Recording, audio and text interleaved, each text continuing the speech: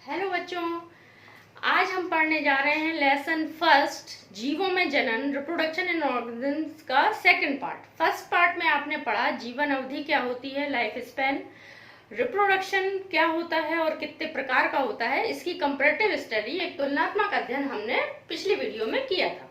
इस वीडियो में हम पढ़ने जा रहे हैं अलैंगिक जनन की विधियां। आपने पिछला वीडियो जरूर देखा होगा, अगर वो ना देखा हो तो उसे देख लें। और इसलिए जिन बच्चों ने वो वीडियो नहीं देखा होगा तो हम शॉर्ट में बता दें कि अलैंगिक जनन क्या होता है। अलैंगिक जनन वह होता है कि जिसमें केवल एक जीव भाग लेता है और अपने जैसी संतति की उत्पत्ति कायिक कोशिकाओं के द्वारा करता है, जो हूबहू बिल्कुल उसके समान होती हैं, जिसे क्लोन कहते हैं। अब अलैंगिक जनन की कई विधियां हैं जिनको आज हम इस वीडियो में जानने जा रहे हैं। आपने पुराना वीडियो देखा होगा और यदि आपको वो अच्छा लगा हो, समझ में आया हो, तो कमेंट बॉक्स में कमेंट जरूर करें कि आपको वो समझ में आया या कैसा लगा। तो देखते हैं अलैंगिक जनन की विधियां। तो अलैंगिक जनन की पहली विधि है विखंडन, जिसे कहते हैं फिजन। विखंडन यानी टूटना। अब यदि जीव दो भागों में टूटता है तो उसे बाइनरी फिजन कहते हैं, और यदि कई भागों में टूटता है तो उसे मल्टीपल फिजन कहते हैं। द्वि मतलब दो, विखंडन मतलब टूटना, और बहु मतलब कई खंडों में टूटना। दूसरी विधि है मुकुलन यानी कि बडिंग। बडिंग भी दो प्रकार की होती है, बहिर्जात मुकुलन एक्सोजीनस बडिंग और अंतर्जात मुकुलन एंडोजीनस बडिंग। जब बाहर की ओर हो तो बहिर्जात और अंदर की ओर हो तो अंतर्जात। तीसरी विधि है खंडी भवन फ्रेगमेंटेशन। चौथी विधि पुनरुद्भवन या रीजनरेशन। पांचवी विधि है बीजाणु निर्माण यानी कि स्पोर फॉर्मेशन। और छठवीं विधि जो कि पौधों में पाई जाती है, यह है कायिक जनन वेजिटेटिव रिप्रोडक्शन। वेजिटेटिव रिप्रोडक्शन हम नेक्स्ट थर्ड पार्ट में पढ़ेंगे। अभी हम केवल 5 विधियों के बारे में विस्तार से पढ़ेंगे। तो पहली विधि विखंडन। तो विखंडन क्या होता है? जैसा हमने आपको बताया कि विखंडन का अर्थ होता है टूटना। अब इसमें जो जीव का शरीर है वो टूट के संततियों का निर्माण करता है। तो विखंडन में क्या होता है कि जो जीव का शरीर होता है वो माइटोटिक डिवीजन के द्वारा,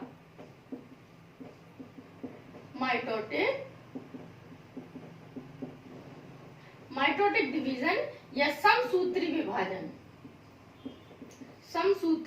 विभाजन के द्वारा दो भागों में या कई भागों में बढ़ जाता है। इसकी खास बात यह होती है कि इसमें जीव का संपूर्ण शरीर भाग लेता है, यानी कि जो ऑर्गेनिज्म है उसकी पूरी बॉडी इस जनन में भाग लेती है। और पूरी बॉडी जनन में भाग लेती है तो इससे स्पष्ट है कि ये एक कोशिकीय जीवों में पाया जाता है। जो एक कोशिकीय जीव होते हैं जैसे अमीबा है, पैरामीशियम है, यूग्लिना है, उनमें विखंडन के द्वारा जो है अलैंगिक जनन, ये सेक्सुअल रिप्रोडक्शन होता है। तो जैसे ये जीव हैं, 3 जीव अभी हमने बताया, तो ये 3 जीवों में 3 अलग अलग प्रकार का बाइनरी फिजन होता है। ये 3 अलग अलग प्रकार उनके विभाजन के तल के आधार पर, प्लेन ऑफ डिवीजन के आधार पर 3 प्रकार बताए गए हैं। Irregular binary fission, longitudinal binary fission और ट्रांसवर्स बाइनरी फिजन। तो देखते हैं किस जीव में किस प्रकार से बाइनरी फिजन होता है। तो पहला एग्जाम्पल लेते हैं प्रोटोजोन का पहला जीव अमीबा। तो एग्जाम्पल फर्स्ट अमीबा। अमीबा के बारे में आप सभी जानते हैं कि ये एक अनियमित आकार का एक कोशिकीय जीव है। एक कोशिकीय जीव होता है जिसमें ये इस प्रकार से एक केंद्रक पाया जाता है। इस जीव में क्या होता है, इसका जो केंद्रक होता है ये समसूत्री विभाजन के द्वारा 2 भागों में बढ़ता है, और इसमें जो क्रोमोसोम्स है उनका प्रतिलिपिकरण होता है। प्रतिलिपिकरण यानी कि अपने जैसी ही एक दूसरी प्रति बनाना। तो इसका जो न्यूक्लियस होता है 2 डॉटर न्यूक्लियाई में एक खांच के द्वारा या फरो के द्वारा डिवाइड होता है। और न्यूक्लियस के डिवाइड होने के साथ में ही जो जीव का शरीर है ये भी एक ऐसी खांच का निर्माण करता है। ये इस तरह से ये एक फरो का निर्माण होता है, जिसे कहते हैं हिंदी में खांच। इस खांच के द्वारा क्या है कि ये कोश का द्रव जो इसका साइटोप्लाज्म है ये भी दो भागों में बढ़ जाता है, और ये केंद्रक इस प्रकार से न्यूक्लियस दो डॉटर न्यूक्लियाई में बढ़ जाता है, और ये जो खांच है यहाँ से आगे को बढ़ती है, और इसका जो साइटोप्लाज्म है कोश का द्रव है वो भी दो भागों में बढ़ जाता है, और इस प्रकार से दो अमीबा डॉटर अमीबा बन जाते हैं। तो ये दो पुत्री अमीबा या डॉटर अमीबा बन गए। ये विभाजन कैसे हुआ? समसूत्री विभाजन के द्वारा, माइटोटिक डिवीजन के द्वारा हुआ, क्योंकि ये अमीबा अनियमित आकार का होता है और कहीं से भी इसमें दो भागों में जीव का शरीर बढ़ जाता है, इसीलिए इस विभाजन को, जो इसका पहला टाइप है, इसको इर्रेगुलर बाइनरी फिजन कहते हैं। Binary fission.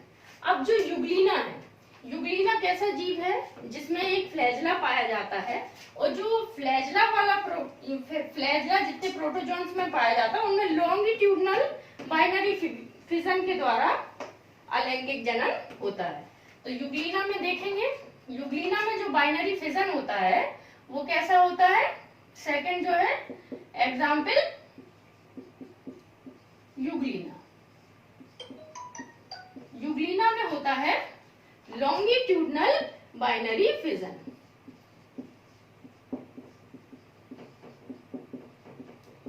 Longitudinal binary fission, ये शॉर्ट में लिख दिया। लॉन्गिट्यूडनल बाइनरी फिजन में क्या होता है कि जैसे ये युग्लिना है,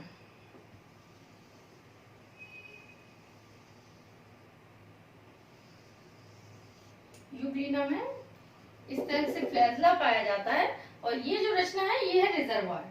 तो इसमें क्या होता है कि इसका जो न्यूक्लियस है ये बिल्कुल उसी प्रकार से डिवाइड होता है जैसा अभी हमने बताया था कि अमीबा का न्यूक्लियस जिस तरह से माइटोटिक डिवीजन के द्वारा ये डिवाइड होना चालू होता है, और इसके डिवाइड होने के साथ में ये जो इसका रिजर्वायर है ये भी एक इसमें फरो बनना चालू होती है, और दो फ्लैजला, एक फ्लैजला डिवाइड होकर दो फ्लैजला में डिवाइड हो जाता है, और ये जो रिजर्वायर है ये भी एक खांच के द्वारा दो भागों में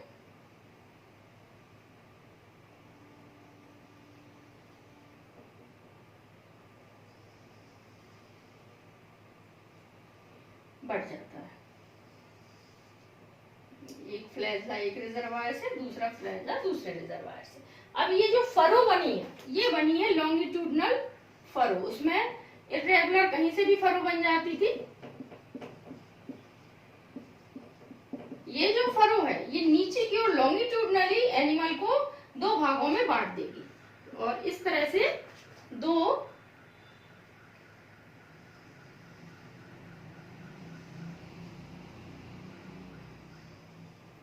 युग्लिना, डॉटर युग्लिना अलग अलग बन जाएंगे। ये फरो फिर और ज्यादा नीचे को आती है, और ये दोनों जीव इस तरह से अलग अलग हो जाते हैं। इस प्रकार से दो डॉटर युग्लिना बन गए। तो ये था लॉन्गिट्यूडनल बाइनरी फिजन। पैरामीशियम में होता है ट्रांसवर्स बाइनरी फिजन। अब हम थर्ड एग्जांपल देखेंगे प्रोटोजोन का। जो बाइनरी फिजन है मुख्यतः ये प्रोटोजोन में एक कोशिकीय जीव में भी होता है। ये तीनों एग्जाम्पल एक कोशिकीय जीव के हैं। थर्ड एग्जाम्पल है पैरामीशियम। पैरामीशियम जिसे कॉमन लैंग्वेज में स्लीपर एनिमल भी कहते हैं, क्योंकि ये स्लीपर शेप्ड होता है। इसमें होता है transverse binary fission. Transverse binary fission में क्या होता है, जो ये पैरामीशियम है इस तरह से स्लीपर शेप होता है। ये इसमें इस तरह से सीलिया होते हैं, और ये जो है इसको कहते हैं ओरल ग्रूव। पैरामीशियम में दो न्यूक्लियस पाए जाते हैं। एक पाया जाता है माइक्रो न्यूक्लियस जो कि छोटा होता है, और एक पाया जाता है मैक्रो न्यूक्लियस जो कि बड़ा होता है।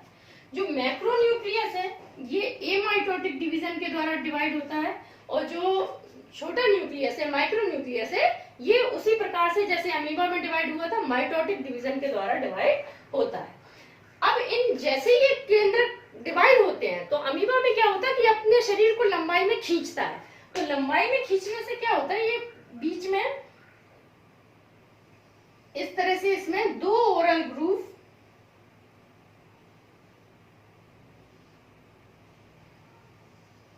बन जाते हैं। ये दो ओरल ग्रूव इसमें बन गए और इसके जो न्यूक्लियस है ये भी आपस में इस तरह से डिवाइड होते हैं।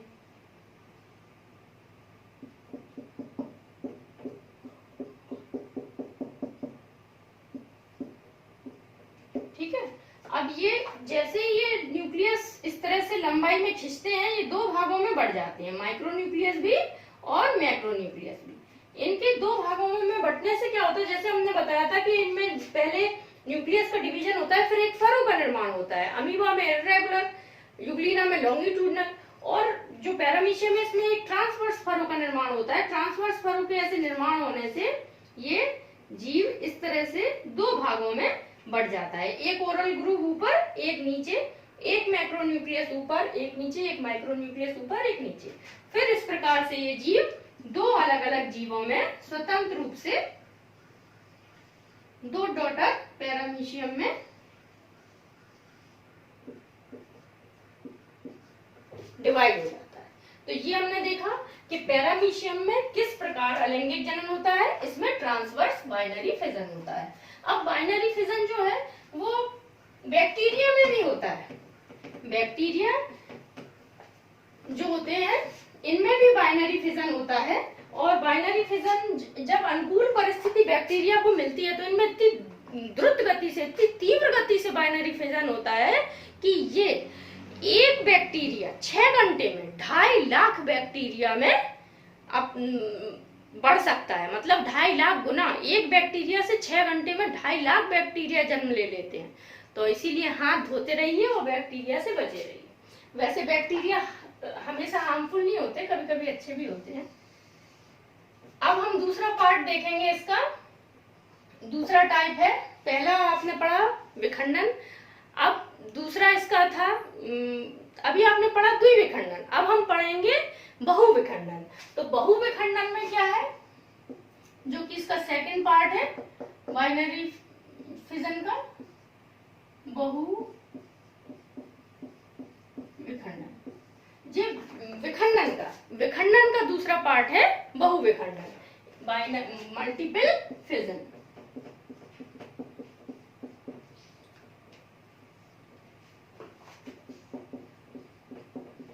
मल्टीपल फिजन में क्या होता है, ये मल्टीपल फिजन हमेशा प्रतिकूल परिस्थितियों में होता है। किस किस में इसका एग्जाम्पल है, तो ये भी प्रोटोजोन्स में होता है, अमीबा में होता है और प्लाज्मोडियम में होता है। प्लाज्मोडियम से आप परिचित होंगे, ये मलेरिया बीमारी जो फैलाता है प्रोटोजोन, वो प्लाज्मोडियम, उसमें इस विधि से जो अलैंगिक जनन वो होता है। इसमें क्या होता है कि जो शरीर है, जीव का शरीर है, वो इस तरह से एक सिस्ट बनाता है, और सिस्ट के अंदर जो इसका न्यूक्लियस होता है ये डिवाइड होकर बहुत सारे न्यूक्लियस इसके अंदर बना देता है, और हर न्यूक्लियस के चारों ओर थोड़ी थोड़ी साइटोप्लाज्म इकट्ठा हो जाता है। जब फेवरेबल कंडीशन आती है तो ये बाहर की सिस्ट घुल जाती है या टूट जाती है, और ये जो न्यूक्लियाई हैं, ये अमीबा की न्यूक्लियाई हैं, ये बाहर निकल के इस तरह से एक अमीबा का निर्माण कर देती है।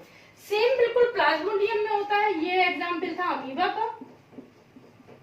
प्लाज्मोडियम में क्या होता है,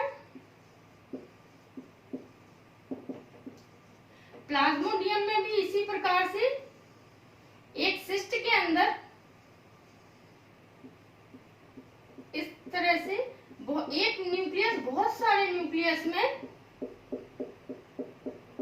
टूट जाता है, और सभी की ओर चारों ओर साइटोप्लाज्म इकट्ठा हो जाता है। फिर ये सिस्ट टूटती है, और इस सिस्ट के टूटने से ये जीव जो है न्यूक्लियस साइटोप्लाज्म से घिरा हुआ बाहर आता है और एक नए जीव को उत्पन्न करता है। तो ये था मल्टीपल फिजन।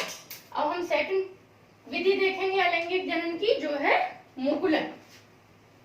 मुकुलन शब्द जो है मुकुल शब्द से बना है।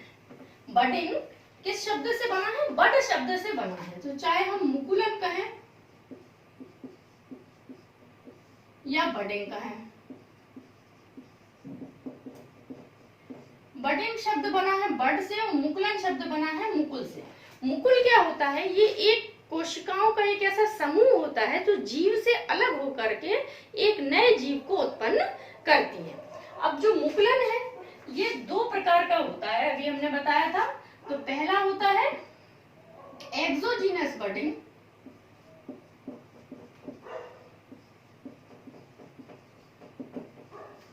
जिसे कहते हैं बहिर्जात मुकुलन। बहिर्जात मतलब शरीर के बाहर, जब शरीर के बाहर बड का या मुकुल का निर्माण हो तो उसे कहते हैं बहिर्जात मुकुलन। ये पाया जाता है, इसके एग्जाम्पल ये पाया जाता है हाइड्रा में,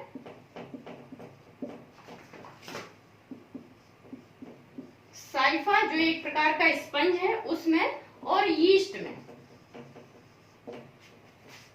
यीस्ट तो सिंगल सेल ऑर्गेनिज्म है। हाइड्रा और साइफा में देखते हैं ये किस प्रकार से होता है। हाइड्रा आपने सबने देखा होगा लैब में, अगर आपके स्कूल की रखा हो, ये इस तरह से इसमें टेंटिकल्स होते हैं। इसमें बड का निर्माण कहाँ से होता है? जो बड है इसके नीचे की तरफ से जो इसकी कोशिकाएं हैं अंदर की हाइड्रा की, वो फूलती हैं और गैस्ट्रोडर्मल सेल्स जो है वो इस तरह से फूल जाती हैं और एक बाहर बना लेती हैं। गैस्ट्रोडर्मल सेल्स के फूलने से जो इसके बाहर की एक्टोडर्मल सेल्स हैं ये तेजी से विभाजन करती हैं और विभाजन करके एक इस प्रकार की बड का निर्माण कर लेती हैं। इसे ही कहते हैं बड। ये बड जैसे जैसे विकसित होती है इसमें भी माउथ बन जाता है और इस तरह से टेंटिकल्स डेवलप हो जाते हैं। जब ये पूरी तरह विकसित हो जाती है तो ये जीव के शरीर से एकदम अलग हो जाती है।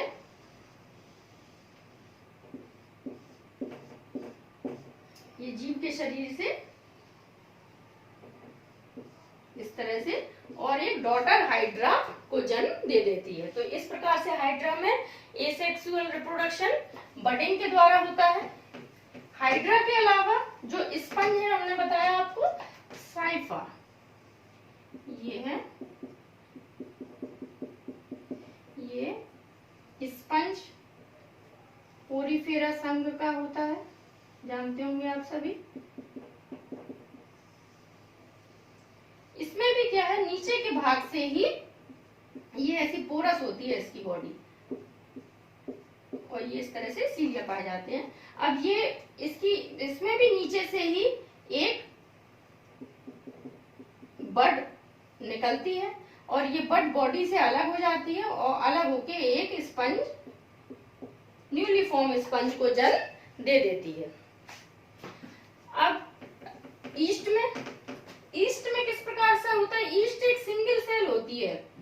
इसमें यहां से एक बड निकलती है। बड निकलने के साथ क्या होता है, जो ये न्यूक्लियस होता है इसका कुछ भाग यहाँ इसमें चला जाता है और फिर ये बड दो प्रकार से हो सकता है इसमें कि या तो ये बड अलग हो जाए और एक नई संतान इसकी बन जाती है, लेकिन कई बार ऐसा भी होता है कि ये बड, इसमें से बड तो बढ़ती रहती है लेकिन ये इसी में एक अलग और फिलामेंट बना लेती हैं ईस्ट में। इस तरह से फिलामेंट बनाती जाती है। मतलब जो मदर बॉडी है, मदर ऑर्गेनिज्म है, उससे जो ये बडिंग से सेल्स बन रही हैं ईस्ट की, ये अलग नहीं होती। वो होता है कुछ बच्चे बड़े हो जाते फिर भी मम्मी से ही चिपके रहते हैं, तो ऐसे ही इसमें है कि ये तो अलग हो गया लेकिन ये अभी भी चिपका हुआ है। तो इस तरह से ईस्ट में बडिंग द्वारा रिप्रोडक्शन, ये सेक्सुअल रिप्रोडक्शन होता है। अब ये जो हमने आपको अभी एग्जाम्पल दिए बडिंग के, ये है एक्सोजीनस बडिंग। अब हम देखेंगे एंडोजीनस बडिंग।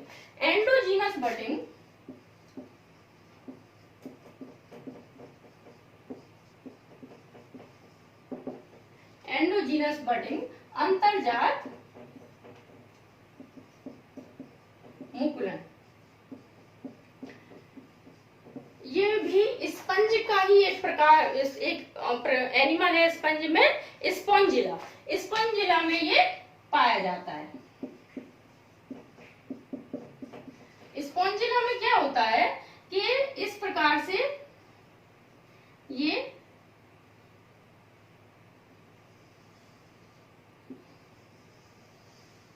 स्पॉन्जिला में जो एक विशेष प्रकार की कोशिकाएं होती हैं जो एक गोल रचना बनाती हैं, इन गोल रचनाओं को जेम्यूल्स या स्टेटोब्लास्ट कहते हैं। ये इसकी आउटर मेम्ब्रेन होती है,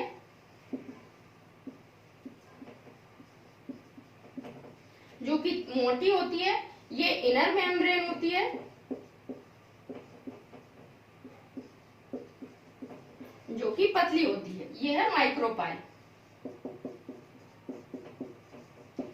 ये जेम्यूल्स जो हैं, ये जब फेवरेबल कंडीशन आती है तो जीव के शरीर से बाहर निकल करके और नए जीव को जन्म दे देते हैं। ये एक विशेष प्रकार की रचनाएं होती हैं जिन्हें अंतर्जात मुकुलन कहा जाता है।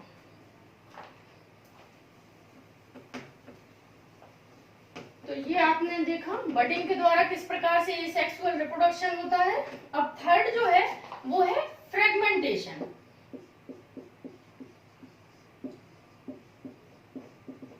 फ्रेगमेंटेशन या खंडी भवन। खंडी भवन मतलब खंडों में टूटना।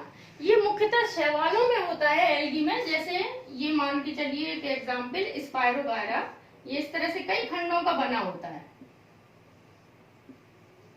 ये ऐसे कई खंडों का बना होता है और किसी कारणवश जब ये खंड ऐसे यहाँ से टूट जाते हैं तो जो ये प्रत्येक खंड है इसका, ये इस खंड से एक स्पायरोगायरा का तंतु फिलामेंट बन जाता है। तो इस प्रकार से ये फ्रेगमेंटेशन किस में होता है? स्पायरोगायरा और यूलोथ्रिक्स। ठीक है। इसके अलावा जो फ्रेगमेंटेशन है वो हाइड्रा और स्पंज में भी होता है। हाइड्रा और स्पंज को भी अगर कई टुकड़ों में टूट जाए तो वो उसका प्रत्येक टुकड़ा डेवलप होकर के एक नए जीव को बना देता है। चौथा है पुनरुद्भवन या रीजनरेशन। पुनरुद्भवन आप जानते होंगे, आपने देखा होगा कि घर में जो छिपकलियां होती हैं, इनकी जब पूंछ टूट जाती है तो नई पूंछ उत्पन्न हो जाती है। इसे ही हम पुनरुद्भवन कहते हैं। लेकिन छिपकली में क्या है, केवल पूंछ ही उत्पन्न होती है, पूरा नया जीव उत्पन्न नहीं होता पुनरुद्भवन से। अब कुछ जीव ऐसे हैं जिनमें यदि उनके शरीर का कोई अंग कट जाए तो वो जो अंग कटता है वो नष्ट नहीं होता, बल्कि एक नए जीव को जन्म दे देता है। इसे ही हम पुनरुद्भवन कहते हैं। ये पुनरुद्भवन मुख्य रूप से पाया जाता है प्लेनेरिया में। प्लेनेरिया क्या है? एक ऐसा जीव है जो चौड़ाई की अपेक्षा लंबा अधिक होता है। प्लेटीहेलमिन्थेस का एक वर्म है ये। तो जब इसके शरीर को हम कितने ही भागों में काट देते हैं तो इसका प्रत्येक टुकड़ा एक नए जीव को जन्म दे देता है, कितने भी भागों में इसे काट दें। तो ये इस तरह से प्लेनेरिया में ये पुनरुद्भवन पाया जाता है। और ये वैज्ञानिकों के लिए शोध का विषय है कि कैसे ये जीव इतने टुकड़ों में कट के और एक नए जीव में परिवर्तित हो जाता है। इसका सिर भी बन जाता है और बाकी का हिस्सा भी बन जाता है। तो ये है पुनरुद्भवन। अब पांचवा है इसका प्रकार स्पोर फॉर्मेशन, बीजाणु निर्माण या spore formation. Spore formation, spores क्या होते हैं? स्पोर्स एक कोश की ऐसी रचनाएं हैं जिनमें थोड़ी सा साइटोप्लाज्म होता है और एक केंद्रक तो होता ही है। तो ये जो स्पोर्स हैं, ये क्या होता है कि अनुकूल परिस्थिति में अंकुरित होकर एक नए जीव को जन्म दे देते हैं। अब ये स्पोर्स कई तरह के होते हैं, तो हम देखेंगे कि किस किस तरह के स्पोर्स जीवों में पाए जाते हैं। तो इसका पहला हम एग्जाम्पल लेंगे, तो ये है जू स्पोर्स अचल बीजाणु, जैसा कि इनके नाम से ही है कि चल चल चल चल बीजाणु। तो ये चलेंगे कैसे? कुछ तो ऐसी रचना होगी कि ये चलेंगे। तो इनमें इस तरह से फ्लैजला पाए जाते हैं। तो ये फ्लैजला की मदद से ये बीजाणु चल सकते हैं और एक नए जीव को जन्म दे सकते हैं। ये पाया जाता है चल बीजाणु क्लेमाइडोमोनास में।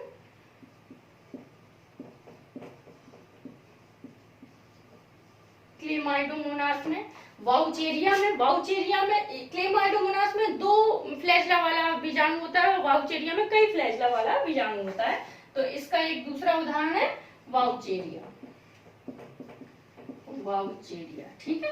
अब दूसरा इसका जूस्पोर्स हो गया। तो दूसरा क्या होगा? ये चल है तो दूसरा बीजाणु कैसा होगा? अचल बीजाणु, जिसे कहते हैं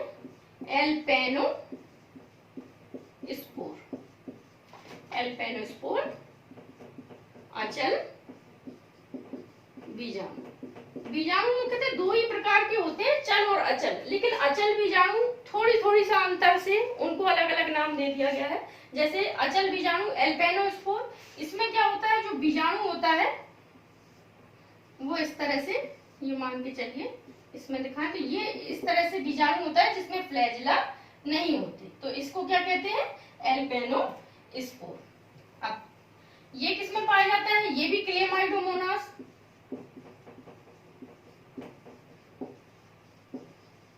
और स्पाइरोगायरा, इनमें पाया जाता है। ये कंडीशंस पे डिपेंड करता है कि चल बीजाणु बनेगा इसमें या अचल। थर्ड इसमें जो है वो है सुप्त बीजाणु या हिप्नोस्पोर, सुप्त बीजाणु।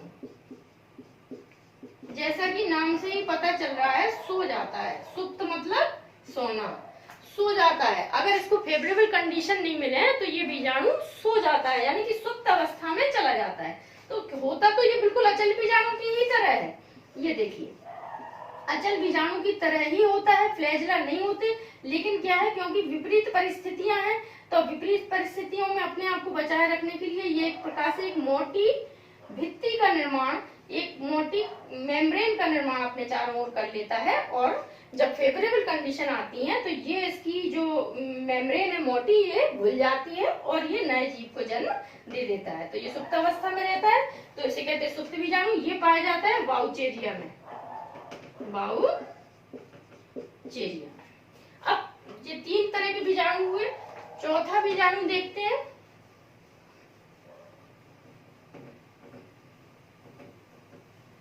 चौथा है एकाइनीट।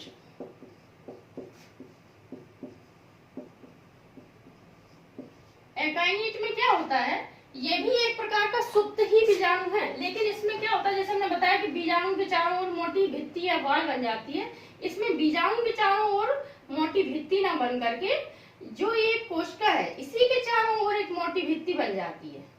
ये भित्ति बन जाती है, इसे तो इस प्रकार के जो एक कोशिका उसके चारों ओर भित्ति और उसके अंदर जो बीजाणु है वो सुरक्षित रहता है। जब फेवरेबल कंडीशन आती है तो ये भित्ति गल जाती है और एक नए जीव को जन्म मिलता है। तो इसे कहते हैं एकाइनीट। ये भी पाया जाता है क्लेमाइडोमोनास, क्लेडोफोरा, उनमें पाया जाता है। और 5वें प्रकार का बीजाणु है कोनिडिया। कोनिडिया का एग्जाम्पल है एस्परजिलस और पेनिसिलियम।